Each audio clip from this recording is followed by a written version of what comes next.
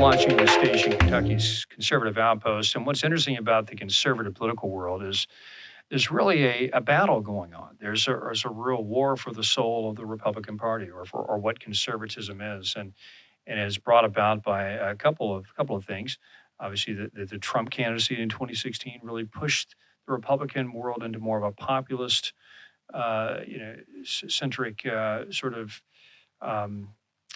model. And we can unpack what populist means, but then you have a traditional Republican establishment that's more of out of the Reagan era, and there's just a real battle going on for what Republican is, and it's playing itself out now in national politics with the ouster of Kevin McCarthy as Speaker of the House, but it's also played itself out here in Kentucky in a lot of ways. And so we're going to talk about that today with a guest who knows this topic very well, who is involved in a primary himself, where that dynamic is playing out. We have Lee Watts with Patriot Point, and welcome back, Lee. We appreciate you having another show with us here today. And Lee, you know this topic really well. I mean, let's just call it what it is: the MAGA Republican versus the RINO Republican. That's kind of from a MAGA perspective, that's a way to define it. You've got the Trump partisans and people that see the more of a populist ascension of conservatism really running the day here, versus an establishment Republican class that's a little more pro-business, pro. Help me define these issues. What is a RINO Republican? What's an establishment Republican versus a? Well, again, for those who don't know, RINO stands for Republican in name only. There we go. Somebody who says they're Republican, but they vote as far as liberal Democrats, and they vote right alongside them. There's a wonderful website which will be a tool for the Kentucky voter, which will tell you how is your national level senator and representative, how are they actually voting? If you just type in 2 words in your search bar, it's called Liberty Score. And then you can just click on Kentucky and it shows you this is how they rate on conservative issues. And it'll show you what bill it was, the date, if they voted yes or no. And when you check that, you'll see people such as Senator Rand Paul of Kentucky. He gets like a 90-some percent A rating, being very conservative. If you actually look at Mitch McConnell's voting record, he gets an F rating, and they show you his votes. What's really surprising is that AOC up there out of New York, she actually votes more conservative than Mitch McConnell does. You check the record.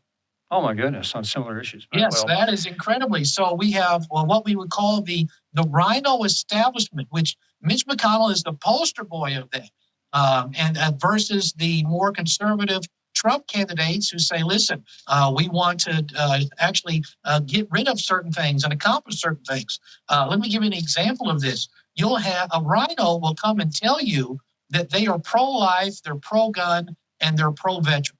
And yet, when they go to Washington, they will vote the opposite way. Here 2 years ago, I was running against the congressman for Kentucky's 2nd Congressional District, Brett Guthrie.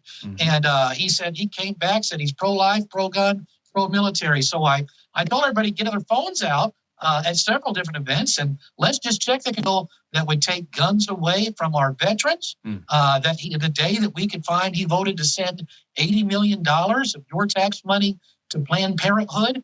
And this is the example we have of the McConnell-type camp telling the Republicans of the state what they want to hear. But then they go and actually push the opposite agenda. And we are now seeing a showdown with that, with the ouster of McCarthy as Speaker. Yeah. They've got to put somebody else in the position. Now, the group that would follow the RINO is really pushed by McConnell. The problem is McConnell is in incredibly poor health, has been publicly revealed in the last few months. That's right. So a lot of their organizational push is going to be a little disorganized because of the leadership's health problems. So there will be a real chance for a far more conservative person to step into that position. And just something to keep in mind, there is nothing in the law that says the Speaker of the House must be one of the congressmen at that time. Hmm. And that opens up for a whole lot of possibilities. That's interesting. Wow. Has that ever Oh, been yes. done throughout history that maybe someone that hasn't been a congressman has been a speaker? I've I would have to check some yeah. of the record to find out, but Okay. I do know that is That's the the way the law rules does are not written. That's set interesting. that as a Okay. requirement. There we go. There's been some people saying that maybe Trump should you know, be put in as Speaker of the House. that's right. Then, of course, I've he could heard launch that. an investigation into the Biden administration, have Biden ousted, and then somebody could say, well, hey, if you go through the line, then the Speaker of the House eventually can be put in as Can be president. president. So That's right. that would be a crazy situation, but That, it all but you know technically what? could happen. Lee, I know you follow this as well as anybody, and my gut says that this next year is going to be something dramatic, and we don't know what yet is going to unfold here. We're coming to a head in this 2024 presidential election, and all the forces that were at play in 2020 are still there on the left, and they're going to be they have 4 more years to dig in and get aggressive. There's so much outrage on the right of how Trump was treated that there this is going to be a really difficult election emotionally for people to get through on both sides, and that's when you deal with emotions, you deal with action, and so you're going to see a lot of things and a lot of I don't know. I'm not predicting evil for America, but I think we're coming to a point where America's going to have to reconcile some things, and what kind of country is it going to be? And one side has to win and one has to lose. Because this whole RINO thing, it gets back to this RINO thing. The RINO thing is basically an establishment class of Republicans who have been in office for 30, 40 years in many cases, and who still see the world 20 to 30 years ago or 40 years ago, and so they still see this. That there's this other party, this other political worldview that we can somehow come to terms with and compromise with and learn how to legislate together and come and somehow govern this country together. Well, I think people that are more on the MAGA side, the populist side, have kind of seen because we live life every day and we see the world is really changing, and it's in a revolutionary way. I don't know if you follow Victor Davis Hanson, great pundit, did a interview with Tucker Carlson yesterday, a couple of days ago on Twitter, or what was formerly Twitter, now X. Basically made this point that we are in a revolutionary moment. This is the left is beyond just being this revolutionary mode. And people that are on the ground, that are living life every day, that are having to deal with their HR department, beating them over the head with LGBT agendas and seeing their children being, abused mentally and emotionally at school. Moment. What is going on with our country? We don't recognize it anymore. And yet you have this establishment class that they don't live life like we do. They're kind of remote. They're in Washington. They've been in power for a long time. They think, oh, it's just another fight. We have to figure it out. We'll have to negotiate and get through this next. No, it's beyond that, folks. We cannot live that way. And you see this. Matt Gaetz is one of those that says we're in a revolutionary moment. We have to be counter-revolutionaries. We have to use every tool we have, and we have to fight it out. And because one side's going to win, one's going to lose, and it's going to determine what this country's about. You've got the McConnells of the world. God bless them. Did great things. We wouldn't have Roe v. Wade overturned if it wasn't for Mitch McConnell. God bless the man for that. He did something wonderful in his career, but it's time, and of course life goes on. Health is going to determine a lot of things, and he's going to pass on. But that style of republicanism, I don't think it's going to win. And I'm on a soapbox here, but any thoughts on my comments there?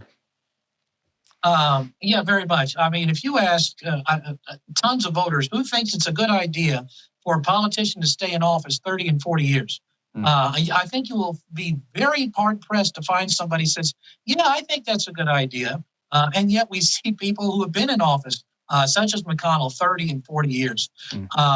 So that's one of the reasons I'm a strong proponent for term limits, because we've got to where we were started out as a government that was supposed to be of and by the people, where it no longer is. It's of and by elitists who have been detached from the people and have been attached for decades. Right. And I think if we were to put term limits in to switch that there'd be a major change in things.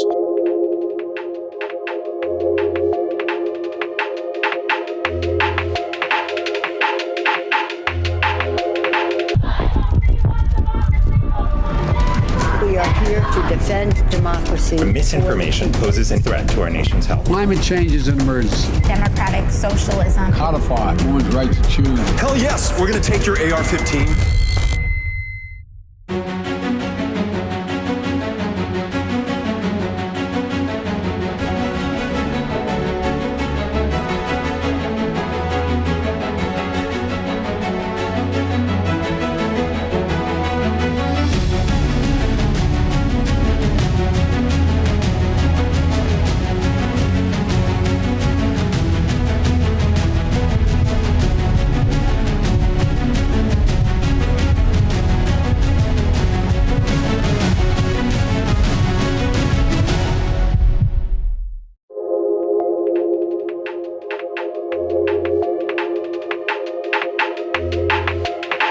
McConnell's health, I think that's not only going to be impacting things with the new Speaker of the House and things going on nationally. I think his health condition is going to have major impacts on Kentucky politics. Yeah. So Kentucky, once again, is going to be the center of focus for things that are going to have ripples nationwide. That's right. So talk to me about this. In a previous show, I think you unpacked this for me. You said that the Kentucky legislature is actually putting forth a bill that will require a governor to put in a senator or appoint a senator in a case where, say McConnell wants to step down just due to health. The governor then gets to appoint that senator until the next election. And so I think there's been a bill put forward that says you have to appoint a senator that is the same party of the senator that just stepped down. Is that correct? Is that passed? Well, it's not just they put forth a bill. They did this a few years ago, and they did pass this bill. Okay. Under the 17th Amendment of the U.S. Constitution, if a senator is no longer in office because either they pass away or step down, then the governor of that state gets to appoint the replacement until the next election. But it does allow for the state legislatures to kind of add to that, but they can't take away.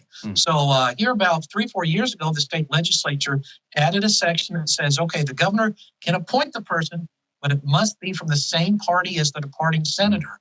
And it will be from a group of 3 people that party puts before the governor. So this has allowed Mitch McConnell and RPK leadership to choose his own successor if and when he is to pass away or to retire.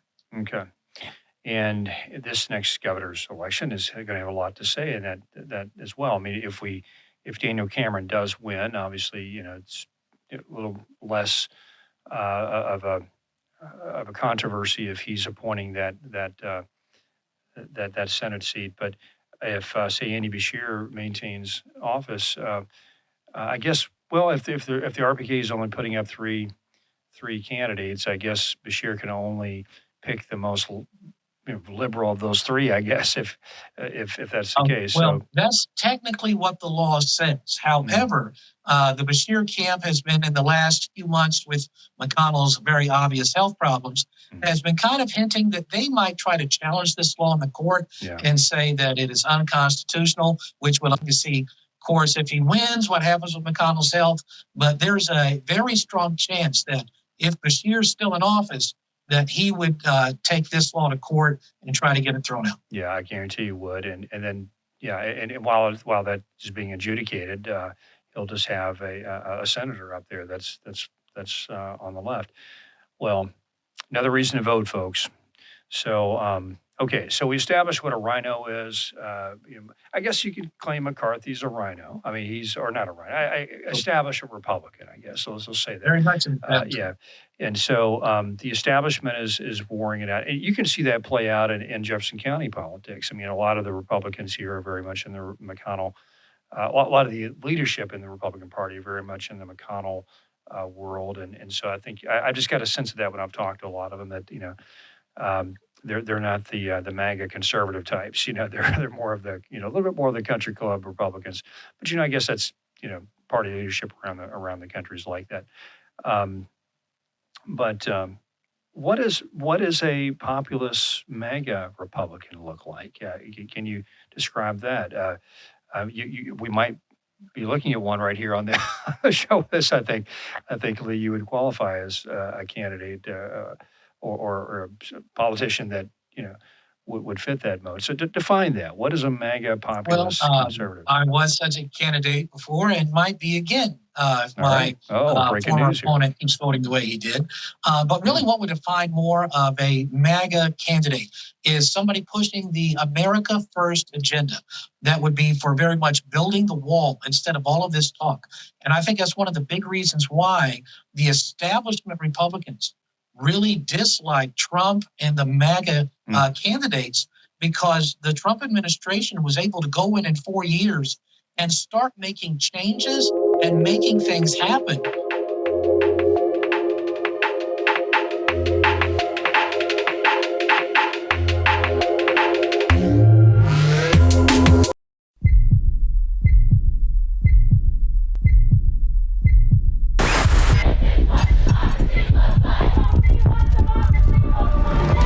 We are here to defend democracy. Misinformation poses a threat to our nation's health. Climate change is an emergency. Democratic socialism. Codify women's right to choose. Hell yes, we're going to take your AR-15.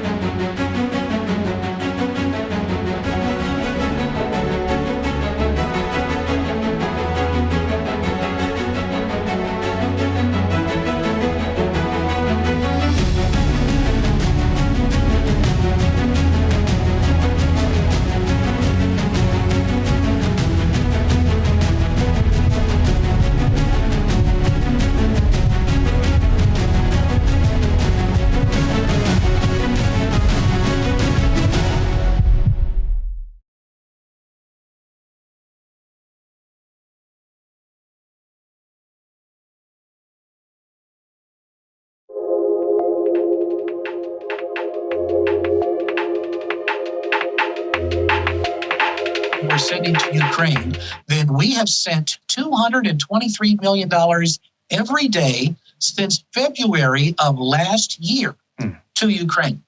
Think about Really? that, $223 million today, tomorrow, the next A day, day. and for almost 2 years now to fight this war against the Russians. A war that supposedly now has gone on for 2 years, which is from somebody who's supposed to be one of the major players in the world.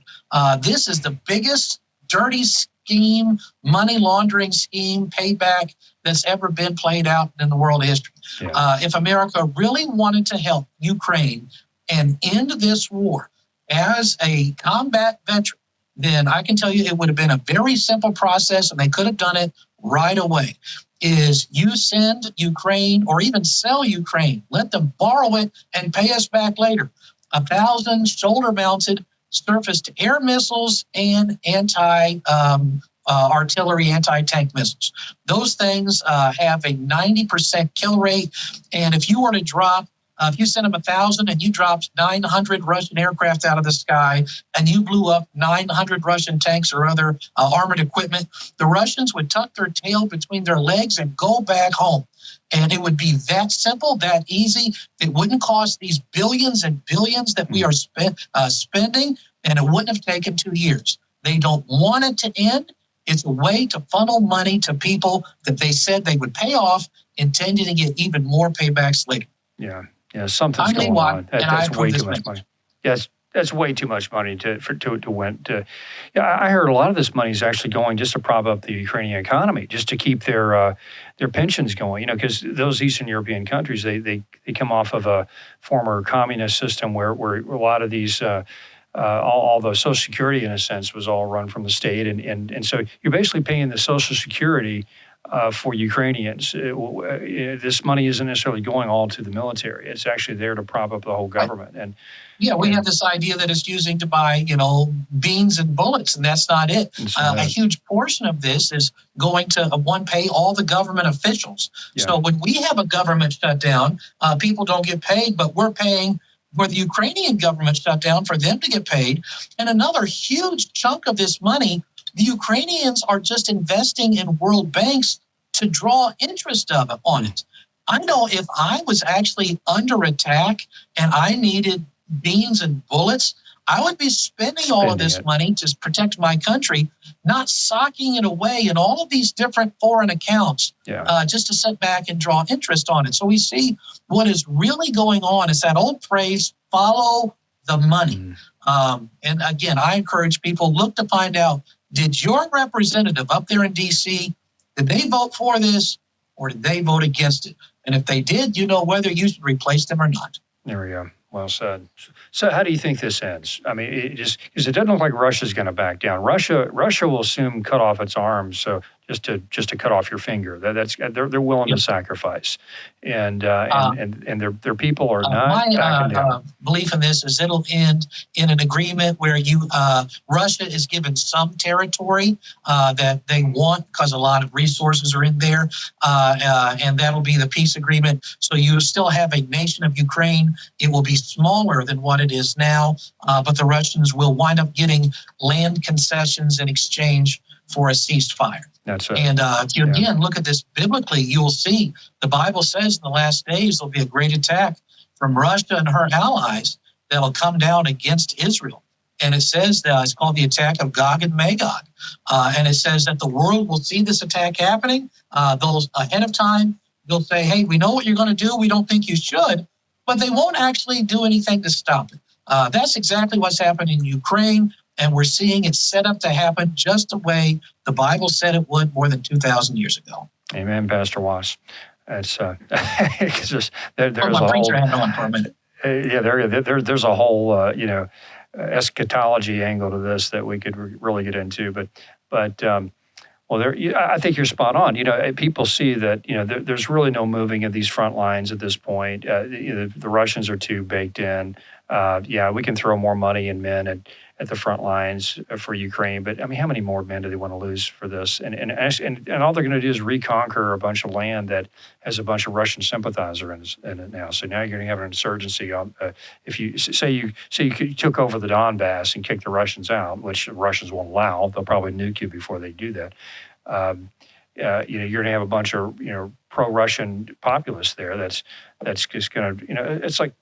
It's just not. It's not worth it on either level. At the same time, you don't want to encourage an aggressor. I'm not a big fan of the Russian move here, but at the same time, I'm sympathetic to the way NATO has kind of expanded, and Russia had a real legitimate concern from their perspective. Hey, NATO shouldn't be right up on our doorstep like this. You're in our grill. What are you doing?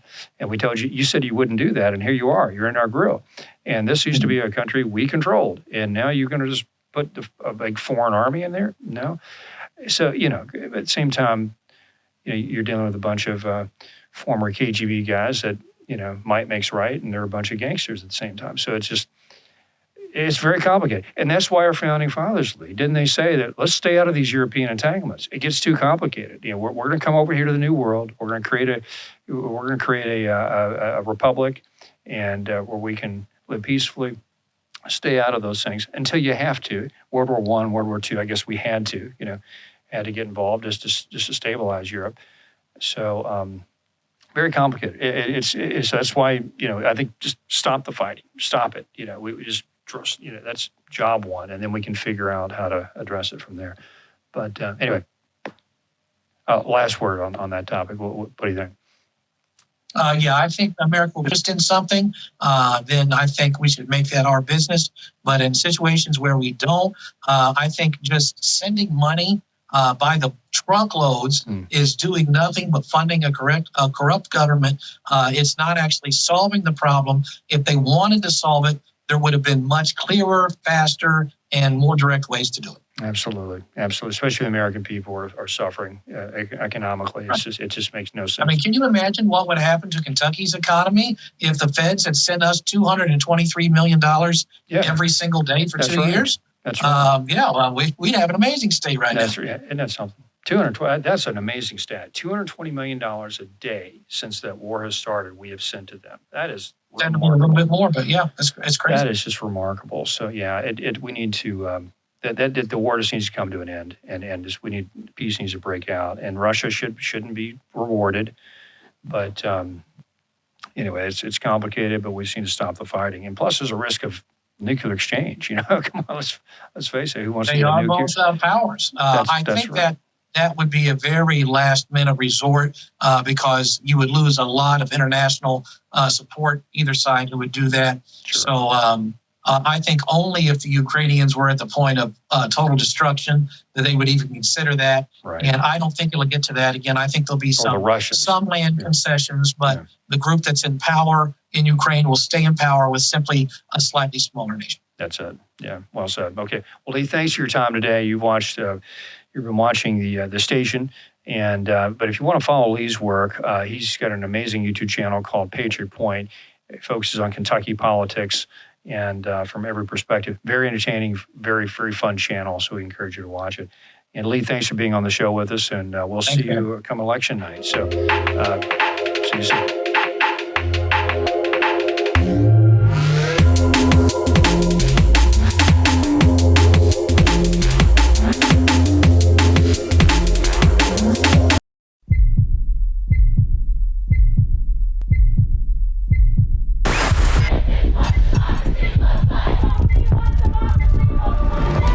We are here to defend democracy. Misinformation poses a threat to our nation's health. Climate change is an emergency. Democratic socialism. Codify one's right to choose. Hell yes, we're going to take your AR-15